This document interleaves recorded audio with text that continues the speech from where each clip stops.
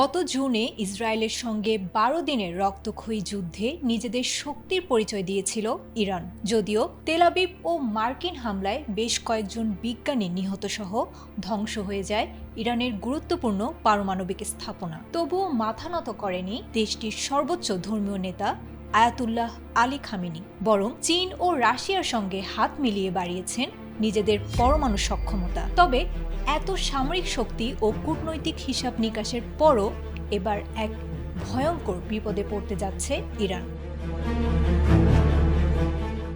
দীর্ঘদিন ধরে পারমাণবিক কর্মসূচি ও সামরিক উৎপাদনে অর্থ ঢালতে গিয়ে ইরান শাসক গোষ্ঠী দেশটির সবচেয়ে মৌলিক সমস্যাটিকে উপেক্ষা করেছে। এই খামখেয়ালিপনার ফলস্বরূপ ইসরায়েলি হামলার রেশ কাটতে না কাটতেই ইরানবাসী সম্মুখীন হতে চলেছে আরও এক ভয়াবহ বিপর্যয়ের। বিগত ১০০ বছরের মধ্যে সবচেয়ে মারাত্মক পরিবেশগত ও সামাজিক সংকটের মুখে দাঁড়িয়ে আছে ইরান, যা দেশটির ভবিষ্যৎ প্রজন্মের জন্য হুমকি স্বরূপ।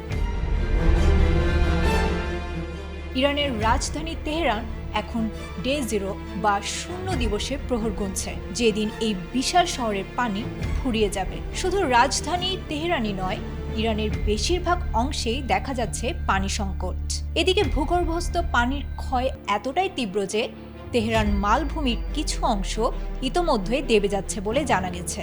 এর ফলে মাটির নিচে পানি জমার ভৌত জায়গা সংকুচিত হয়ে পড়েছে। অর্থাৎ বৃষ্টি ফিরে এলেও অতীতে যতটা পানি জমা হতো এখন আর ততটা হবে না বলে আশঙ্কা করা হচ্ছে।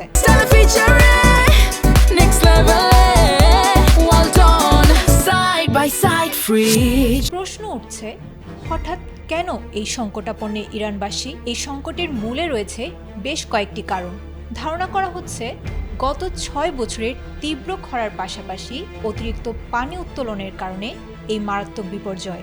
আর তাই এই ভয়াবহ পরিস্থিতি মোকাবিলায় প্রেসিডেন্ট মাসুদ পেজেশকিয়ান এখন রাজধানী স্থানান্তর এবং প্রায় ১ কোটি মানুষকে বাধ্যতামূলকভাবে সরিয়ে নেওয়ার চিন্তা করছেন।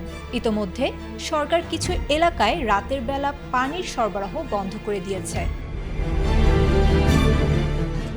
দুঃখজনকভাবে এই সংকটের মধ্যেও ইরানের রিভলিউশনারি গার্ড কর্পস একটি পানি মাফিয়া তৈরি করেছে, যারা হ্রদ ও নদী শুকিয়ে শুধু আর্থিকভাবে সক্ষমদের কাছে পানি বিক্রি করছে।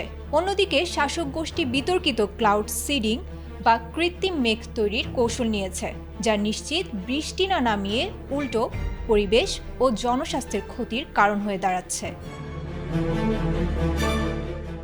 এদিকে মানুষ এখন ঘরবন্দি থাকতে বাধ্য হচ্ছে এবং মৌলিক পরিচ্ছন্নতা ছাড়াই দিন কাটাচ্ছে। এই সুযোগে ইসরায়েলের প্রধানমন্ত্রী বেনিয়ামিন নেতানিয়াহু ইরানিদের উদ্দেশ্যে সরাসরি বার্তা দিয়েছেন, সরকারের বিরুদ্ধে রুখে দাঁড়ালে তেল আবিব পানি সংকট সমাধানে বিশেষজ্ঞ পাঠাবে। Desk report, ATN Bangla.